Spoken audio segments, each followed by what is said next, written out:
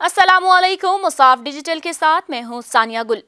Plastic की थैली पर पाबंदी, कंजूस ग्राहकों का सामान ले जाने का अनोखा तरीका। थाईलैंड में प्लास्टिक की थैलियों पर पाबंदी के बायस कपड़े के थैले खरीदने से इनकारी कंजूस ग्राहक सामान रखने के लिए घर से बाल्टियां, ट्रालियां और सफरी बैग्स ले आए।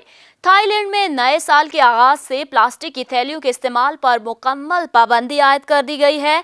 जहां दिन भर में एक आदमी 8 प्लास्टिक की थैलियां इस्तेमाल करता है, जिसे ठिकाने लगाने का कोई मौसर निज़ाम नहीं। और ये थैलियां निकासी आब के लिए दर्द सर और समुद्री हयात के लिए मौत का परवाना बन जाती हैं। थैलियों पर मुकम्मल पाबंदी के बाद मुल्क भर के सुपर स्टोर्स पर कपड़े के थैले रखे गए, जिनकी मामूली सी कीमत है, लेकिन कंजूस ग्राहक ये थैले खरीदना नहीं चाहते, जिसके लिए उन्होंने अनोखा तरीका ढूंढ निकाला है। ग्राहक अपने घरों से 2 पहियों वाली ट्राली, बाल्टियां और सफरी बैग्स ले आए हैं। प्लास्टिक की थैलियों पर पाबंदी का फैसला थाईलैंड हुकूमत ने समुद्री आलूदगी फैलाने वाले सबसे बड़े मुल्क करार दिए जाने के बाद किया है, जिसके लिए मुल्क के समाजी कारकुनान, तंजीमों और अहले इल्म अफराद ने तवील मुजाहरे किए और बाकायदा मुहिम चलाई थी।